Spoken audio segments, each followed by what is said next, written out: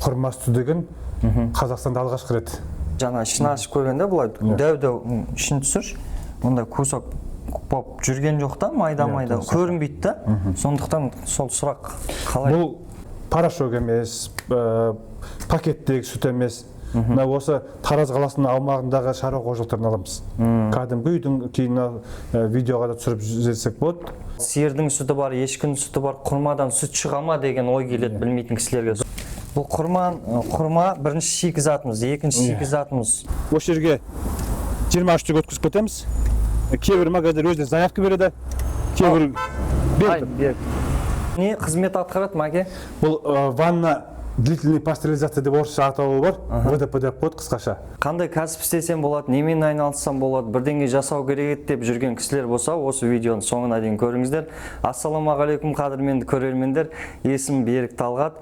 Бұл Берікпен YouTube каналы.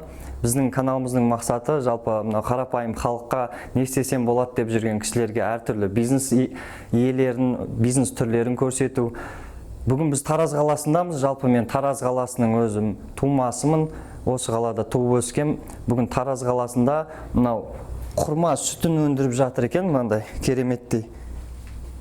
Өзім осы құрма сүтін негізі ішіп көргем, алғаш рет мешіттен жұма намазға барып, осын 500 теңгеден ба алдында балалар сатып жүрген, алғаш ішіп көріп, кейін осы әртүрлі кәсіптерді түсіретін болып шешіп, осы құрма сүтін іздеп, инстаграмға жазып, Мәке Мұхит ағамызға хабарласып, Мәке ассалаумағалейкум тағы да қой. Мәке, қош келдіңіздер. Қош көрдік сізді. Мынау өзіңіз жайлы айтып кетсеңіз, жасыңыз нешеде? Менің жасым 48-де, мен де осы Тараз қаласының тумасымын. Кезінде осы банк саласында жұмыс істедік. Үштік өзімізде жүргенбіз. Не істесек деп, неме бастасақ деп, бірнәрсе істеу керек еді ғой деп сөйтіп жүрдіп. Осы жасымыз келгеннен кейін ба осындай ойға жетіп отырдық. Мынау енді өзің көріп отырсың, құрма сүті деген Қазақстанда алғашқы рет. Бұл сосын тек қана Мысыр елінде бар, Араб елінде бар. Жаңа сол екі мемлекетте бар екен. Ол жақта Хушав деп аталады. Хушав. Араб елінде Хушав деп аталады. Біз енді бұны Хушав емес құрма сүті, орысшасы финиковое молоко деп қойдық. Мәке, мынау құрма сүті, мысалы, мынандай сұрақ келеді, мысалы, сиырдан сүт шығады, ешкінің сүті деген естіп жүрміз да, білмейтін кісілерге, құрметті көрермендер, құрма сүті дегеніміз, мысалы, құрмадан ол сүт қалай шығады, мысалы, сиырдың сүті бар, ешкінің сүті бар, құрмадан сүт шыға ма деген ой келеді білмейтін кісілерге. Сондықтан, Мәке, мынау құрма сүті дегеніміз не, соны көрермендерімізге түсіндіріп өтсеңіз? Иә, дұрыс айтасың, Берік. Мынау басында сондай сұрақтар көп болған. Құрмадан сүт шығарасыздар ма дегенде сұрақ келді. Әрине, енді оны жалпы халық түсініп отқан халық оны құрмадан сүт шығармайтынын біледі. Мынау енді бұның басында біз қандай ат қоямыз дегенде талай талқылап, енді бұл айтып отырмыз, Қазақстанның алғашқы бизнес болған кейін бұны үйдегі отбасымызбен отырып ақылдасамыз. Енді ары кетсе бітіп жора жолдастармен бір-екі рет ақылдасқан уақыттарым болды. Сонымен келіп, мынау ел білсін, құрма араласқан екен деп, құрма деген сөзді қосайық дедік атына. Сүттен жасалған екен деп, ол да сүт деген сөзді қосайық атына деп, сөйтіп құрма сүті деп осындай ойымызға келді. Сонда, Мәке, бұдан құрмадан сүт шығармайсыздар, кәдімгі қарапайым сиырдың сүтіне құрманы араластыру арқылы жасайсыздар, получается? Иә, дұрыс. Бұның құрамында кәдімгі өзіміздің сиыр сүтінің порошок емес, пакеттегі сүт емес. Осы Тараз қаласының аумағындағы шаруа қожалықтарын аламыз. Кәдімгі үйдің кейін видеоға да түсіріп жіберсек болады. Үйдің сүті, сиырдың сүті. Соған өзіміздің ауыз ашқанда жейтін құрмамыз бар ғой. Сол құрма қосылады. Қанша жыл болды, Мәке, бастағаныңызға кәсіпті бұл? Бұны бастағаныма мынау 2-ші жыл болып отыр биыл. 2023-тің январь-февраль айында бастағанбыз. Қалай келдіңіз? Қайдан келді идея бұл? Бұл идея жалпы енді өзім сүтті ұнатам. Сүтті ұнатам. Мынау сүтті ұнатқанда да сүтке қосып, жаңағы бананды қосып, блендермен айналдырып, сөйтіп ішетін пайдалы ғой, денсаулыққа пайдалы ғой деп, балдарыма сөйтіп сондай беретін. Содан бір күні әрқайсысын қосып көріп, бір күні құрманы қосып көрейінші деп көрдім. Сүтке ма? Сүтке. интернеттен ештеңе Шөңге көрмейсіз. көрген жоқпыз. Біз блендерден құрманы майдалап алдық, енді біліп отырмын. Құрманың дәмі өзі ерекше, пайдасы ерекше. Енді оны сөзбен айтып қазір жеткізе алмайсың, қаншалықты пайдасы бар екен. Сүттің пайдасы зор. Осы екеуін араластырып көрейін деп араластырып істедім. Және блендер арқылы. Ішіп көремін, дәмі керемет, әдемі. Соны сөйтіп ойға келген осы. Менде мәке алғаш рет сол бұрын білмейтінмін менде. Осы 1-2 жыл бұрын менде мешіттің жұма намазға барамыз ғой. Жұмадан шығып алдында жас балалар жаңа айтып кеттім ғой.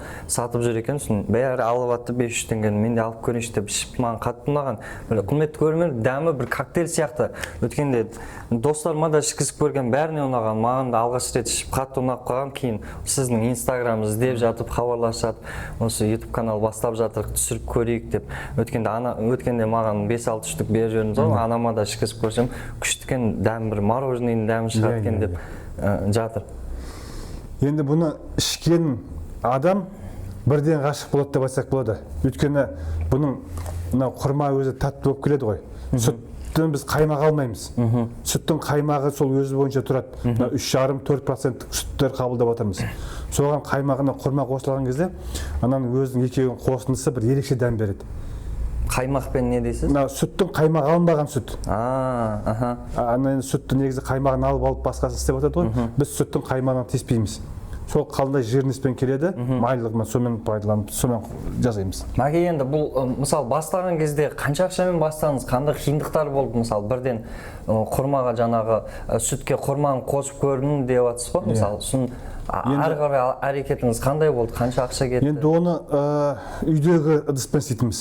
Үйден отырып басында кастрөлге қайнатамыз. Енді оның бәрі ыңғайсыз жағдай, үйде отырып, кішкентай кастрөлге оны көп те шығармайсың. Бұны енді официально жаңағы технологиясын алу үшін Алматыға жүгіндім. Алматыға барып, жаңа интернет арқылы қарап, профессор кісіні таптық. Қандай профессор, не бойынша? Ол кісі осы Алматының АТУ деп қоямыз ғой, Алматинский технологический университет. Сол жерде, қазір есімін ұмытып отырмын, Қалабаева деген кісі айтып оқым ба, есімін ұмытқан. Профессор кісі, үлкен кісі. Соның жұмыстарын көрдім ғой.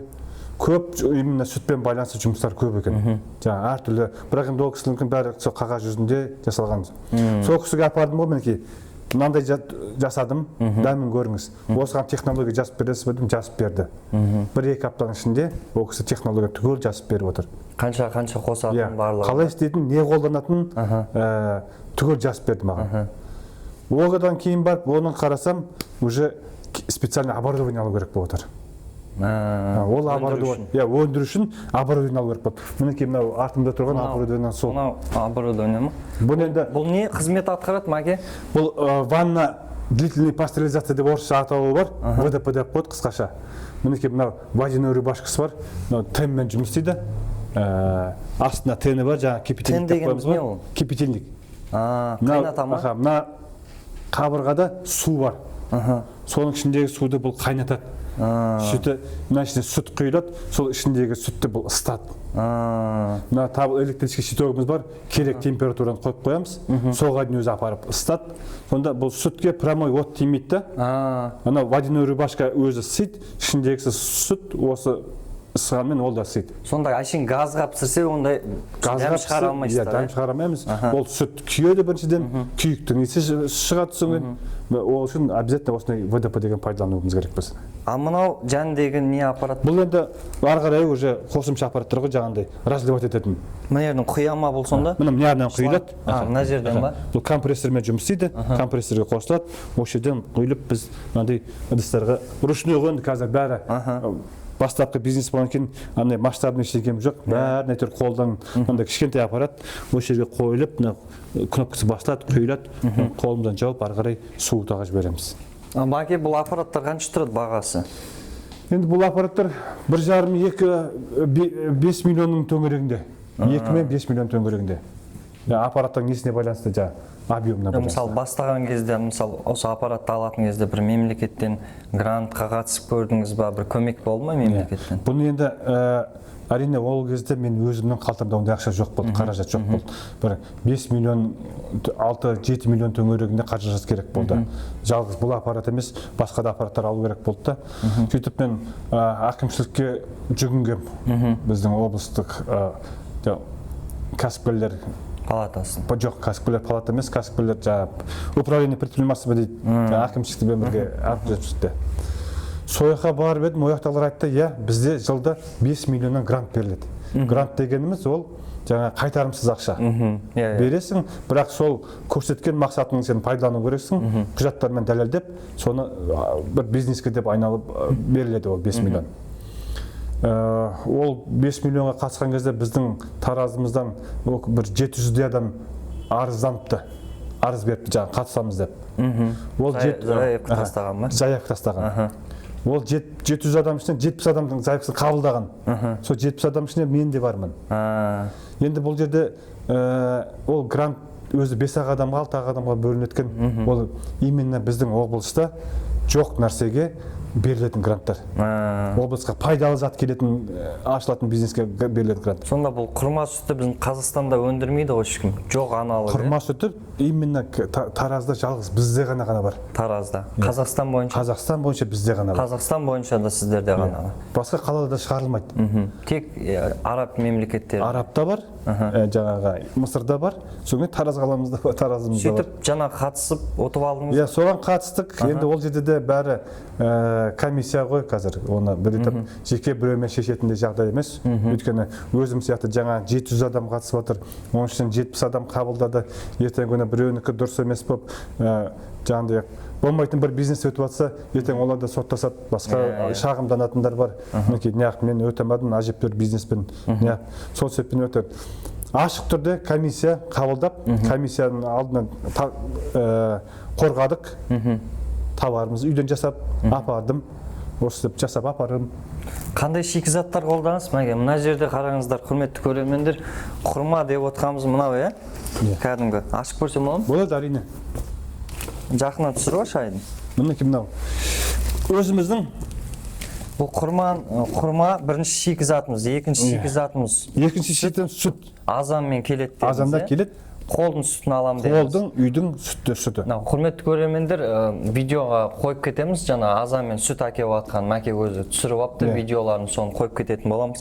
Бұл құрманы енді ұнтақтайсыздар ма, қалай қосасыздар? Мысалы, мынау ішінде мәке жаңа ішін ашып көргенде бұлай дәу-дәу ішін түсір. Онда кусок болып жүрген жоқ та, майда-майда көрінбейді да. Сондықтан сол сұрақ қалай? Бұл сүт құрма бірінші әбден тазаланады, жуылады. Өйткені мына енді қанша пакетте, коробка жүргенмен де бұл таза болмауы мүмкін. Бұл өзінің жаңа суға, таза суға өзіміздің жаңа тұз қосып, тұздың өзі жаңағыдай микробтарды өлтіретін болып саналады. Тұзға жуылынады да. Тұзға жуасыздар ма? Тұзды суға жуылынады. Тұзды суға жуылынып, сосын ары қарай біз сүтке бұны қайнатамыз. Сүтке қайнатып, сосын барып бұл сүтпен бірге қайнатылып, несімен специальный аппарат арқылы сүйегі бөлініп алынады, қабығы бөлініп алынады. Сөйтіп барып бірге бәрі құйылады мияқа. Содан кейін барып. Түсінген бойынша сүттің ішіне салып кәдімгі алмағақты қайнатып жетіп сөйтіп қайнатасыздар. Мен ойлап жүрмін ғой бұны ұнтақтап бір ішіне араластырып жібереді. Жоқ. Сүт қосасыздар, осы құрма сүті тағы қандай шикізат пайда? Дәмдеуіш. Тұз қосылады. Тұз қосасыз. Тұз обязательно, тұз кәдімгі үйдің тұзы қосылады. Содан кейін мынау бұған составына ванилин қосамыз. Ванилин дегеніміз баяғына Союздың кезіндегі мороженое қосады. Дәмі әдемі дәм берді үшін. Сол ванилин 1 литр сүтке 2 грамм ванилин қосылады. Түсінікті мәке. Мынау упаковочный аппараттар. Бұл стаканға, мына жерде стакандар тұр екен мәке сізде. Бұл жерде мына баклажкалар. Мына өзіміздің 0,5 па мына? 0,5-тен осы Тараз қаламызда шығарылады. Әр қалада бар негізі бұндай. Таразда өндірем? Таразда өндіреді. Бірінен қаншадан аласыздар? 50 теңге. Бір құты 50 теңге алынады. Кейде стаканға салады екенсіздер, мына жерде? Енді жаңағыдай спецзаказдар болатын болса, мынандай стаканға жасаймыз. Бұны енді стаканның аз жасайтын себебіміз мынау аппаратымыз кішкентай. упаковочный аппарат. Мынандай жерге мынаусы шығарып, салынып, мына ішіне сүт құйылады. Одан жаңа пластинка дейміз, алюминиевый крышкасы. Ол бөлек үстіне жабылады да, сонымен мына былай қапына ішке кіріп, тоққа қосылып, бүйтіп мынамен басып жабыстырамыз. Мен бұрын вата жасайтын маке осындай аппаратпен, упаковочный аппаратпен. Бұны енді жаңағы жұмысы көп болғаннан кейін біз бұны аз шығарамыз. Бірақ жұмысы уақыт алады, уақыт көп алады. Бірақ мынандайға сұраныс мынаған көп болып жатыр. Баклажка. Иә, баклажка. 0,5 дедіңіз, е? Иә, жарты литр. Бұл басқа шикі заттар қоспайсыздар. Иммун плюс деп, бұл жалпы құрма сүтінің қандай пайдасы бар денсаулыққа? Енді Құранда жазылған ғой. Құрмамыздың өзі Құранда жазылған, пайдасы өте зор. Оны енді әр адам өзінің интернеттен де білсе, қарап білсе де болады. Мына сүйекке, адам сүйегіне, мына іш құрылысына, қан давлениямыз дейді, одан қанына. Енді жаңа дәрумендерге өте бай құрма. Енді сүтті енді әр бала біледі, әр адам біледі. Сүт деген өзі осы нәресте кезімізден сүт ішіп өстік бәріміз. Енді екеуінің қосындысын айтсаң, есептей беріңіздер ары қарай. Қаншалықты бұның пайдасы бар екен. 100% табиғи таза өнім. Одан бөлек мынандай бір оқиға отыр. Қызық болды бізде. Өзімде 4 ұл бар. Ең кенжесі шала туылған бала. Ол тамақ жей бермейді. 6 айлықтан бала негізі тамақ жеу керек қой. Бұл бала вообще тамақ жемей қойды. Қымбат дәрілерді алдық. Анау фирманікі, мынау фирманікі. Сөйтсек осы құрма сүті сатылып жатыр екен. Дәмін ішіп көрсек дәмді екен. Балалар алайық дегесін алдық. Үйге келдік, жаңағы кішкентайымның қарны ашып тұр екен, бутылкаға құйып аузына тастаса беріп, жаңағы солқылдатып ішіп қойды. Таң қалып күлдік та, сонымен қоя салдық, ертесіне тағы да бердік. Сонымен болды, бала ембейді. Бала вообще ембейді, 1 жасқа толған бала ембейді. Сонымен жаңағы үйде сақтап қойған кішкентай ғана құрма сүтім бар еді, соны аузына тықсам солқылдатып еміп береді. Бөлек менде 3 бала бар. Ең үлкені пневмониямен биыл өте қиын болды, 4 рет ауырып шықты. Қарасақ, тфай жақсы әсер етіп жатыр. Содан жатыр. Сізге рахмет аға. Осындай мүмкіндік беріп, бала шағамның иммунитетін көтеруге, аппетитін ашуға көмектесіп жатқаныңызға. Иммунитет ең бірінші бұл иммунитетке пайдалы зат. Мына маке енді келесі сұрақ, мына цех сізде осы жерде өндіресіздер, қанша адам жұмыс жасайсыздар, магазиндерге сатып жатсыз ба, қайда өткізіп жатсыз, сатып алушылар кім сізде? Бұны цехты қазір бізде бір қыз істейді. Бір қыз өндіреді, өзі істей береді барлығын. Бәрі істей береді. Мынау объем көбейген кезде екеуі аламыз, 2 адам аламыз. 2 адам. Мен өзім тасимын, өзім грузчикпін, өзім экспедитормын, өзім мессенджер дейді ме, сондай бәрін түгел өзім енді пока бастамам. Объем көбейгенше бәрін енді өзім істеп жатырмыз енді. Құрметті көрермендер, мынау жалпы кәсіп деген бір көбісі ойлайды, мынау кәсіп істеп көрмеген кісілер кәсіпті басталаса бір жерде арендап айтады, ой, ақшаны қырып табам, маған ақша түсе беру керек. Кәсіп деген оңай емес. Кәсіпті ең алғашқы бастаған кезде өзің жүгіресің. Мен де ТВ зона істеймін, әке өткенде айттым ғой. Өзім грузчикпін, өзім жаңағы замер аламын, өзім цехта жаңағы заготовкаларын жасаймын, өзім барып установка не істеймін. Енді кәсіп болған соң басыңда өзің сөйтіп жүгіруің керек. Кейін команда құрып, спокойно отыру үшін басында өзің бәрін жілік майынан ішінен өтуің керек, бір сөзбен айтқанда. Осы жерге 23-тік өткізіп кетеміз. Кейбір магазиндар өзіне заявка береді. Кейбір берді. Мынау маке накладной, Иә. Мынандай накладной толтырамыз. Осы накладной арқылы бізде жаңа бухгалтерлік есептеседі болады. Мінекей мен өткіздім деген құжатым осы дәлел болады. Кейін бухгалтерияға барып олар өздері өткізеді. Сол осы арқылы маған ақша шөтім аударады. Аге, себестоимость қаншаға шығып жатыр біреусі өзіңізге? Енді себестоимость бұны қазір мен магазиндерге 500 теңге өткізіп жатырмын.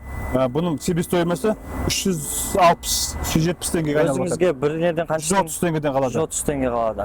Күніне қанша өткізіп орташа есеппен? Күніге бір қазір жоқ дегенде 100 штук өткізіп жүрміз. 100 штуктан қанша теңге пайда қалады? 13 мың теңге, 15 мың теңге сондай. Жазды күндері? Жаздың күні енді одан көбірек болады, 25 мыңнан қалады. Ораза кезінде 30 мыңға да апарасың. Мәке, мына цехқа аренда қанша төлеп жатсыздар сіздер? Айына 100 мың теңге. 100 мың теңге? 100 мың теңге плюс жаңа ком услуги дейді ғой, жаңа отоплениясы бар, светі бар, тоғы бар, жаңа сондайларға тағы да отдельно төленеді. А былай күніне қанша өндіріп жатсыздар или өндіре аласыздар максималды? Енді қазір күніне 50 литр деп пісіріп жатырмыз. 50 литрден 100 штук шығарып жатырмыз. 100 штук мынандай шығады. Енді бұл біз ең көп істегеніміз мынаны осы 2 рет толтырып істейтінбіз ораза кезінде. Бұл қанша литр сияды? Бұл 200 литр. 200 литр ма? Ораза кезінде жақсы өтеді. 800 штуктан істейтінбіз күніне. Қазір 100 штуктан істеп жатсақ, ораза кезінде 8 есе көбейеді. Иә. Тамаша. Енді басқа күндерде біз 200, 300, 400-ге дейін апарған күндер болған. Енді именно осы мынау қазіргі күн ыстыққа ма, күн суыққа ма бізде кішкене объем түсіп отыр. Сонда ыстық кезде жақсы өтіп жатыр ма? Бұны енді жалпы Тараз қаласынан қазір көшеге шығып сұрасаң, көпшілік білмейді. Көпшілік білмейді. Енді 100 адамнан біреуі білсе де ол да жақсы. Көпшілікке білу үшін енді реклама керек, оған қаражат керек, ол да енді бөлек әңгіме. Мәке енді мынау жаңа атын шығару керек деп жатсыз ғой. Негізі керемет өніміміз керемет. Мұндай нәрсені мысалы істей алатындар да бар, істей алмайтындар да бар. Негізі керемет өнім. Мынау қазіргі кезде жастарымыз бар, үлкен кісілер бар. Мынау интернеттен өзім кеше оқып көрдім, құрма сүтті жайлы информация. Бұл энергетик ретінде адамға бір энергия береді екен. Жалпы энергетик орнына да ішсе болады екен. Қазір мысалы жастарымыз бар, үлкендеріміз бар, энергетик ішіп, мысалы денсаулығымызға зиян. Мен де өзім энергетик ішсем, жүрегім тарсылдап кетіп жатады. Өліп кетіп жатқанда кісілер бар. Магазинге қазір кіреміз де енді жасымыз 30-дан асқаннан кейін ба пайдалы нәрсе іздеуге тырысамыз. 100 деген конкуренттер тұрады. Не ішерін білмейсің да. Сондықтан құрма сүтін әртүрлі дәмдеуіштермен шығарсаңыз, жаңа блогерлармен жұмыс жасап, зиги-загидің әртүрлі амбассадорға қойған ғой блогерларды. Сөйтіп ақырындап әрекет етсеңіз, мәке атын шығарсаңыз, негізі керемет өнім. Енді оның бәрі ойда бар, енді оған да әрекет жасап жатырмыз шетінен жайлап. Әрине блогер дейміз, блогерларымыз да пәленбай ақша алады, оны жасырып не қыламыз, арзан ақша алмайды. Енді қолымыздан келгенін жасап жатырмыз енді. Бізден де мысалы көрермендер көріп, Қазақстан түкпір-түкпірінен, мысалы сізден, бір сұрақ, мен мысалы Атырау қаласында егер тұратын болсам, мәке, сізге хабарласып, мынанша штук алдырып, сатсам бола ма өзім, сізден опытым алып? Енді бұл басын сатып көрсем. Сақтау мерзімі аз. Қанша уақыт? Өзі табиғи болғаннан кейін бұны ешқандай қоспасы жоқ, жаңағы концентрат дегендер болады, басқа химиялық заттар болады қосқан. Ондай шеге қоспаймыз. Сол себептен бұның сақтау мерзімі 10 күнге жетеді. 10 күн. 10 күнге жетеді. Сондықтан өз қалаңда өндірген дұрыс. Негізі өз қалаңда өндірген дұрыс. Бірақ мынау біз Алматы, Шымкент, Қызылорда деген қалаларға біз жібере аламыз. Мына сүт деген мұздатқаннан қорықпайды. Бұны біз морозильникке салып, мұз қылып, тас мұз қылып, сөйтіп жібере аламыз. Ол жеткенше бұл бұзылмай жетіп барады. Мұз түрінде барады. Ары қарай ол кісілер өздері уже ары қарай дәмін көріп, сатып көріп, одан кейін өздері өндіріс ашса болады. Өндіріс ашса, жаңағы көмектесуге дайынсыз рецепт. Өндіріс ашамыз деген кісілер болса, біз жаңағы енді франшиза дейді ғой. Франшиза ретінде келісіп, көмектесіп бере аламыз. Құрметті көрермендер, Мұхит ағамыздың экранға нөмірін қалдырып кететін боламыз. Біз білмейміз қалай келісесіздер, өздеріңіз келісіп, мәке, ақылдасып, мысалы, кейбіреулер мәке, мысалы, YouTube каналдарда көрем, әшін рецептін өзін бәленбай ақшаға сатып атады. Сондықтан қарапайым халық болса, бір құр рецепт сататын болсаңыз, аппараттарын әшін қайдан алатынын айтып, мысалы, қатты қымбат қылмасаңыз деген мен халықтың атынан бір сізге өтінішім болады. Дұрыс. Оны мен осы құрма сүтін жасап жатқан кезде мынандай да әңгіме естігем. Ой, бұны түк қиын емес екен ғой. Үйден отырып жасауға да болады екен ғой дейді. Мен жасырмаймын. Ол интернетте қарасаңыздар бар. Бұны үйден отырып жасауға болады. Құрма мен сүтті қайнатып алып жасауға болады. Бірақ енді бұны промышленный масштабе шығарып істейтін болса, мен бұны патенттеп қойғам. Патентіміз алып қойғанбыз. Именно құрма сүті финиковый молоко деп Қазақстан бойынша тек қана менің қазақстаным патенті. Сізде сертификат бәрі бар. Сертификаты бар. Сатып өндіретін болса, сертификат бере аласыз. Енді бұл жаңағы басқа қалада өндіріп шығарам деген болса, бұны мен минимальный вложениемен істеуге болады деп көмектесе аламын. Көп ақшасы болмаса, мынандай оборудование. Не обязательно 5 миллион, 10 миллионға зат алмай-ақ, основной затпен енді әрине объем азырақ болады, бірақ сол дұрыс болады деп есептеймін. Аздан бастаса, бұндай көп ақшаны да қажет қылмайды. Ары қарай мен өзім технологиясын бәрін берем. Бұны тек қана жүйтіп біздің атымыздан біздің брендпен шығарып отыра берсе болды. Дұрыс айтасыз. Макен, мына жерде де тағы бір оборудование тұр екен, жақын түсіріп алшы. Бұл не зат? Бұл енді жаңа айтып отырмыз ғой, бұндай нені қолдан жасаған заттарымыз көп. Бұл не қызмет атқарады? Бұл енді жаңағыдай суыту үшін арналған. Нені суытады? Бұл ыдысымызды мынандай сүтті суытамыз. Мына ыстық болып құйыла бұл? Ыстық болып құйылып. Холодильникке бірден ыстық салуға болмайды. Иә. Нерді түсірейікші холодильникті бәрін. Мына оборудование, мына жерде ванна жасап қойыпсыздар, иә? Бұл жерде мойка ма? Бұл жерде мойка. Ыдыстап жаңа тазалап жуғанға. Мінекей. Бұл жерде холодильник. Мынау енді өзіміз кішігерім холодильник. Мынау бүгінгі дайындалған өнім. Өзіңіз барып өткізесіз машинамен? Бұны үштіп көтеріп қыздар дайындап пісіріп кетеді. Мен салып аламын да, машинама саламын да. Азанды шығып кетесіз. Магазиндерді аралап, солаққа барып өткізіп келем. Үлкен супермаркеттермен Мәке жұмыс жасап жатсыз ба? Әрине. Супермаркеттен көріп қалған сияқты болдым. Бізде Таразда Феркан деген желісі бар. Супермаркет. Сет, е? Сет магазин. Феркан бар, Корзинка да бар. Нұрислам деген магазиндер бар. Даниал Даму деген магазиндер бар. Сол жақтағыларға өткізіп жатырмыз. Сүт өнімдерінің арасында тұрады. Оларға келісім шартқа отырғанбыз. Өткіземіз. Енді олар ақшасын әрине бір күнде бермейді, өздерінің келісім бойынша береді ақша. 15 күнде, 20 күнде біраулар беріп тұрады. ИП-мен жұмыс істейсіз. Мәке, мынау жазды күндер, ыстық күндер болады. Сол кезде көлікпен тасыған кезде ашып кетпей ма бұл?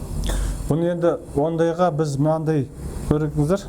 Мына көлікпен тасығанға біз автохолодильник дейді. Морозильник. Машинаға осының ішіне сол тұрып аласыз. Минус 20-ға дейін салынып апарылды. Салмақ жеп жең? Иә, қалмақ. Кәдімгі прикурителге қосылады. Осымен таси береміз. Бірінші рет көріп тұрмын мынандай. Мен баяғыда бір мороженое сатқым келіп, осы не мороженалар еріп кетеді ғой деп ойланып жүрсем. Бұл аппараттар қанша тұрады? Енді бұл Қытайдан шыққан аппараттар ғой, қымбат емес. 100 мың төңірегінде. Қазақстаннан алдыңыз ба? Қазақстан. Мен оны бұдан бөлек мен анау морозильник камерасы бар жеке машина алғам. Термобудка. Ондай да бар ма? Ондай бар. Кәдімгі рефрижераторлар ғой. Мені соңғы дейін баратын. Енді оғанда қолымыздан келгенше машина алып едік. Ол ескі болып шықты. Бұзылды, дизель дейді ғой. Бұзылды. Қазір де ремонтқа тұр. Қазір де солармен сөйлесіп отқаным сол. Анаусы бұзылды, мынаусы бұзылды. Оның жүргеннен тұрғаны көп болып жатыр. Шығын болып жатыр енді. Ол да орындаған оған. Мейлі енді оны да көреміз. Құрметті көрермендер, жалпы көбісі ойлайды, мына бизнес істеп көрмеген кісілер кәсіп бастай салып, кәсіп дегеніміз бір помещениені арендаға алып, сол жерге бір оборудованиялар салып, ақшаны жасай берем деген. Кәсіп деген оңай емес, ол кәсіп бастау үшін кішкентай нәрседен бастау керек деген нәрселері бар. Біраз жүгіру керек, өзің грузчик боласың, Мәке айтып жатқандай, өзің тасисың, өзің жаңағы сатушысың, отказдар аласың, кейде сыныпта қалатын кездер болады. Енді ол басында әр магазин атқа шығады. Қайтарым өтпей қалғандар, сұрақ өткендер. Оны не істейміз? Бұл ештеңеге жарамайды екен. Амал жоқ, бәрі неге расходқа кетіп отты, тастап оттық оның бәрі. Ондай да жағдайлар болады. Құрметті көрермендер, бүгін Тараз қаласында осы Мәкеңмен таныстық, құрма сүтін өндіріп жатқан осы кәсіптің ішкі кухнясын барын көрсетіп кеттік сіздерге. Видео ұнаса лайк басып қойыңыздар, комментарий жазыңыздар, таныстарыңызбен, достарыңызбен бөлісіңіздер.